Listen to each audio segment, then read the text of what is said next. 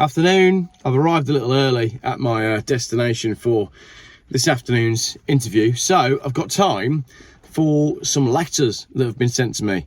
People said to me, Geoff, they're not letters. I like the idea that they are letters. Yes, they might be emails. Yes, they might be comments, but for the purposes of YouTube and the fantasy, these are letters that have been written to me with a quill and like stamps and everything. So here are some letters from this week. And the first two, I think, are really important. We've got two about Motability that have both come in the last 24 hours. And I really do think that these are important. Then we've got a few other bits about insurance, lots, basically.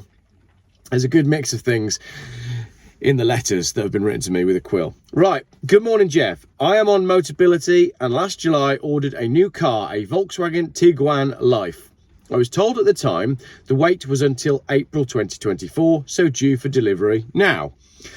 I've just been told the car will not be built for another 12 or 13 weeks. Then it has to travel from Mexico to Germany and then on to the UK. So God knows how long this will take. Don't take the Lord's name in vain. However, I keep getting emails from Volkswagen telling me all these new offers on the 2024 Tiguan. I'm of the belief that we on Motability are being constantly pushed to the bottom of the waiting list. Do you fancy a trip into Volkswagen to inquire how long you'd have to wait for a new Tiguan Life? Mine is on order from Johnson's, Solihull. I cannot cancel my order now as every car I was looking at has increased by £1,000 or more deposit. Please look into it for me. Yeah. But let's go straight on to this one, because this one is similar. Hello, sir. Sir, I ordered a Honda HR-V as part of my Motability agreement. Another Motability customer. The car was ordered in January. It's a hybrid. I wanted a petrol or diesel, but not a milk float electric car. The dealer delayed the order and the deposit has gone up by £1,300. This would not have happened if the dealer had placed the order at the end of March. The dealer is hounding me to order an electric car. A complaint has now been put in to Motability. Looking for a different car, all I seem to be offered is EVs. There seems to be a reluctance to sell petrol cars. If you want to talk, my phone number and email may not be of interest, but feel free to use. I think that is absolutely of interest because there is two customers, both ordering Motability cars, both are being messed around. And that also backs up what I was saying about dealers using Motability customers as a perceived easy way to hit their EV targets. I think we're going to be seeing a lot more of this in future. Another letter number 3. Hi Geoff, geofencing here on the topic of water, which I think you may be covering soon. I have a funny but serious story of my ongoing issues with my water company. We've been distilling our tap water and remineralising it with Celtic sea salt for 5 years. A year ago, I cancelled my direct debit for the water company and said I would reinstate it once they answered some basic questions, primarily what chemicals are you using, in what amounts and at what stages. The dance then began. They flipped between nice and not so nice as they got more frustrated that they couldn't manipulate the issue. They went from saying they didn't have to tell me as the government passed a law excusing them. Let's imagine why on earth the government would do that in the first place. So go away, and the letters would go on to, I hope you're well. Here's a copy of the approved chemicals which ran to the size of a book but refused to be specific. Long story short, they continued to sidestep the simple questions repeated in my letters over a dozen times, and they tried to reframe it as a water quality issue and wanted to take a water sample. I refused as this was not my question. I issued them with an implied right of access withdrawal notice. That means they're committing trespass if they come on my property without permission. Trespass is a civil matter. Do it twice and it becomes aggravated trespass, which is criminal. They ignored it, and a lovely guy arrived in a van to take a sample. They set him up, as he didn't have a clue he was trespassing. He called the office for advice and left. I felt sorry for him and recommended they apologise both to him and me. This was ignored as well. I made a DSAR, personal data request, and got a large file of papers back. The van man's report was in it in black capitals. It read, arrived, and the customer said all he wants to know is what chemicals we use to treat water. I was advised not to tell the customer what is in the water. This is the funny bit. They then threatened me with debt collectors. So I asked for a bill, and it turns out my account was overdue by, wait for it, £1.78. I barely laughed and taped and stapled a £2 coin to my reply, saying I appreciated how desperate they must be for money, but please give the change to charity. They forgot I stapled a cheque to a letter months earlier in goodwill. They said they couldn't locate my cheque at the time, so I suggested they examine my letter for the staple marks, and suddenly it appeared. It's ongoing, but the point for your viewers is this. They must be adding something very bad to the water without our informed consent. Sound familiar?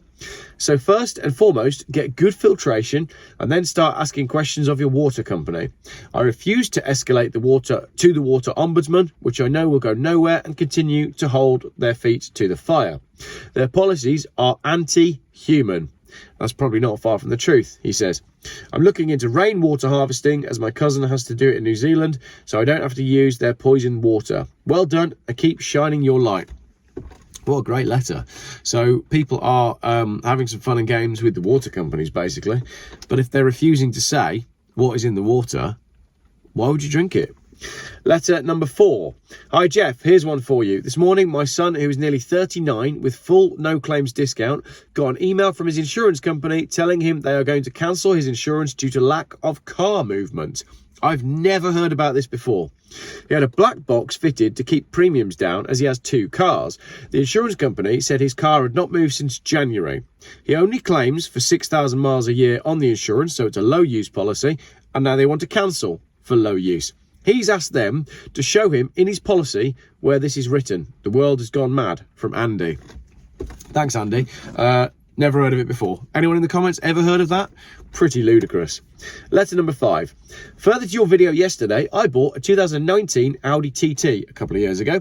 Logged into the My Audi app, same as the EV terms and conditions, it wants me to accept the new terms to use the app, which allows them to take data from the car, which includes GPS, speed, and what the car is doing and how it's being driven.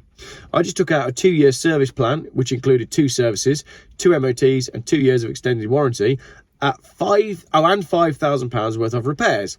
I suspect if I agreed to the terms on the APP and something happened and needed a repair, they could use the data against me, saying it was the way I was driving which caused the problem. Also, when I bought a new VW Caddy for work in 2019, it also said the car stores data and telemetry, which they can access when serving or if the vehicle has problems or a crash, so they can determine what's gone wrong. Have a look, people. I'm going to look at Audi's app terms later and report back. All that is happening via the puppets at Westminster, Scotland and Wales is very deliberate. They're hoping we will get to the end of our tether under Labour's rule and start rioting. That's when the solution offered will be one world government. That's the ultimate goal, which is getting closer by the day, and we all know the consequences and they haven't hidden any of it. Our solution? Sit tight, don't do or say anything, do a bit of prepping. The one thing bullies can't tolerate is being ignored.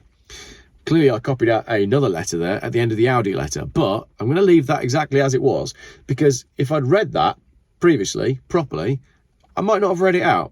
And I don't want to censor myself like that, because I think that person's actually spot on.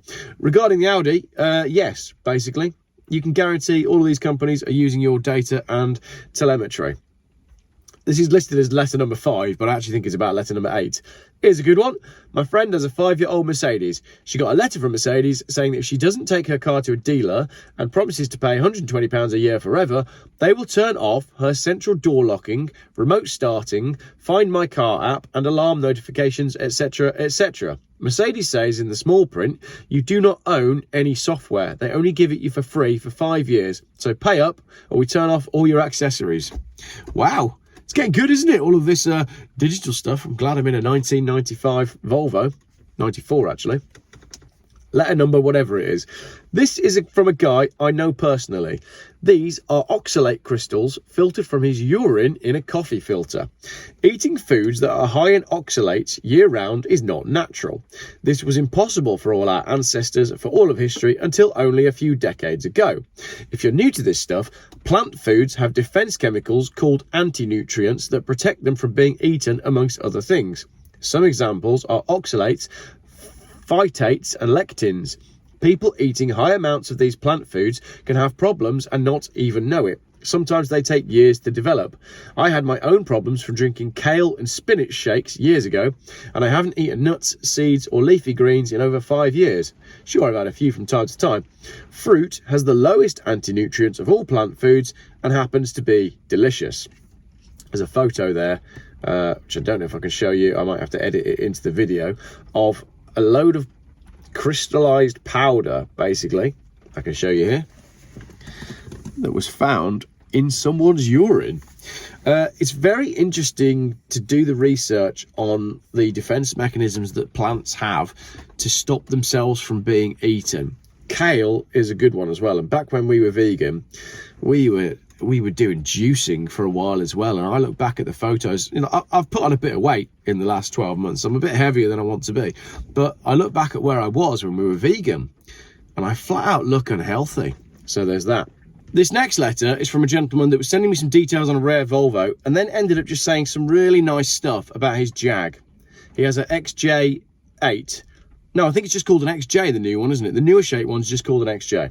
The Jag is too comfy. I sometimes just sit in it on the drive. I put on the music and the sound system is amazing.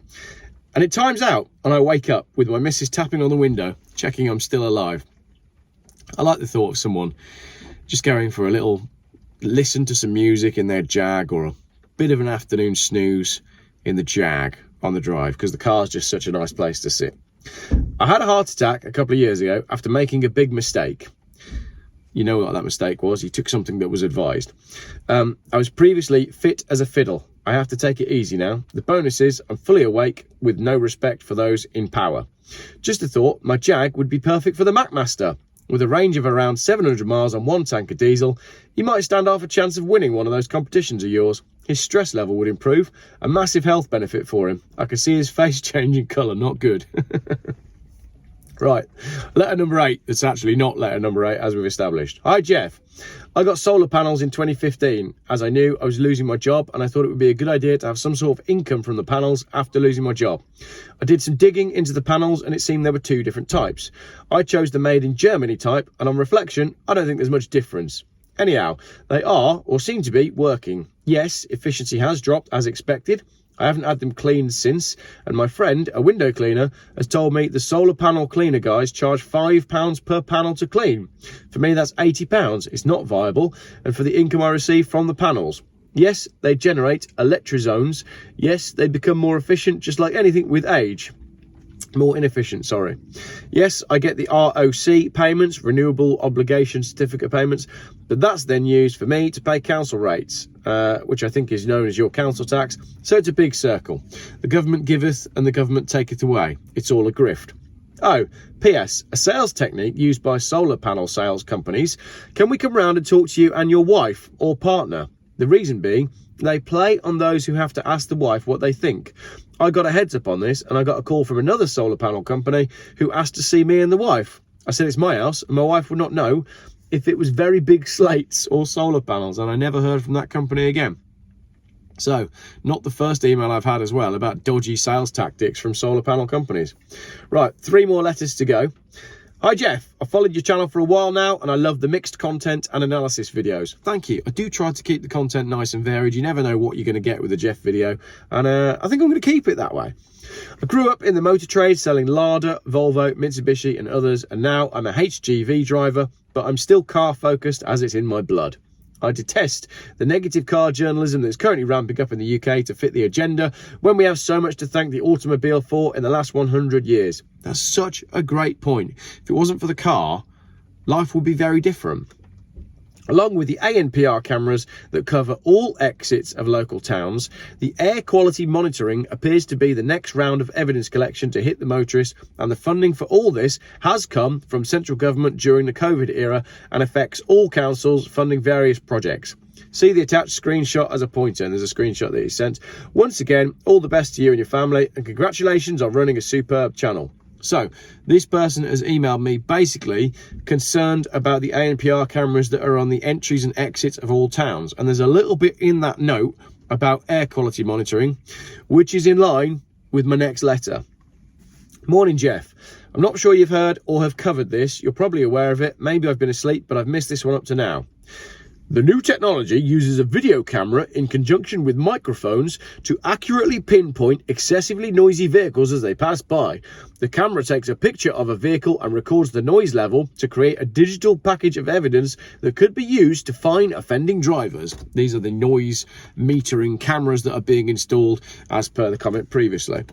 I've read through the links below, and actually our central government seems to be grappling motorist concerns. Lots of positive words for now.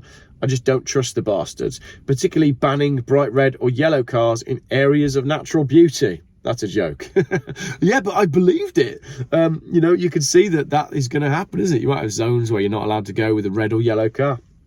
I'm torn with this one. Could it be used as a tool to punish older vehicles? Promote the use of EVs because they're silent? I think they're dangerous. Partly my fault. I nearly got run over in Tesco car park. It looks like they're coming. I can see the benefit of you getting disturbed by noise, but I don't trust the authorities not to abuse the use of them. I reckon cameras that record how loud your car... I mean, come on, loud cars isn't a problem, is it? Get real. It's about recording your conversations and having cameras everywhere. Right, 2 more letters.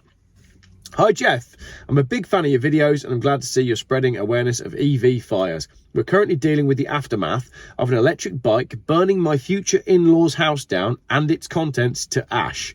It's now nothing more than a shell and the family are in hospital trying to recover. I'd like to ask if you could help by asking people to stop charging these e-bikes and e-scooters inside homes. Now that I can do. Stop charging e-bikes and e-scooters inside your house. Just don't buy them. The fire destroyed everything in less than 20 minutes. I have a GoFundMe for the family to try and help them rebuild as they didn't have contents insurance. You don't have to donate, but it explains the situation on the GoFundMe page. I really want to help prevent this from happening to anyone else, and I know your audience think like you and me when it comes to EVs and the damage they cause. I will leave a link to the GoFundMe so you can read more, and if you do want to donate, then do. I'm going to chuck a little bit at it. Final letter. We're going to finish on a nice one. Howdy.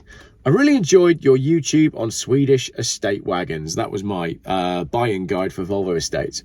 I wanted to share pictures of my 1996 Volvo 960. Her name is Claire and it's a 2.9 litre inline 6. I live in Colorado Springs and she's an absolute delight to drive on mountain highways. She is a joy to drive anywhere for that matter. Claire has just turned on to 78,000 miles, and when I bought her 2 years ago she had 68,000 miles and I paid a little under $5,000. I think I got a good deal. The pictures, which I'll edit in here, are from a trip that the Colorado Volvo Society took to the top of Pikes Peak, 14,114 feet above sea level. Had a great day and all the Volvos made it up and down without any issues. There's a mandatory check station on the way down where rangers take temperatures of your wheels and decide if you're running too hot to continue down the mountain. We were all cleared to proceed the rest of the way down, but my 960 had the highest temperature in the group. I forget what it was now. Just wanted to share some Volvo stuff with you. Do you know what? I appreciate that. My email inbox is... I don't know what's happened in the last few weeks, but the amount of emails that I'm getting from people has just increased hugely. And I do appreciate when people just send me nice stuff. Can you all just send me some nice stuff? If you do something nice, send me an email about it, because everybody emails me all the bad stuff about these cameras and the ongoing creep of dystopia. And it was really lovely just to get an email that loads of nice Volvo pictures of someone that's gone and done some nice stuff with a Volvo. I'm planning on doing some nice stuff with a Volvo. Yeah, there's a road trip coming up. I don't know when, and I don't know which Volvo I'm using, but I can feel the road trip brewing in my bones, especially as we are now into day 56 of constant grey skies and rain. Not feeling great today, but I did manage to get through the video. Because I nearly gave it halfway through. I just thought I'm not feeling very filmy today. But sometimes you got to G yourself up and get on with it, haven't you? So there you go. That's some letters that have been sent to me. And looking forward to my guest arriving at any point so we can do the proper video that I'm making today. Thank you for watching.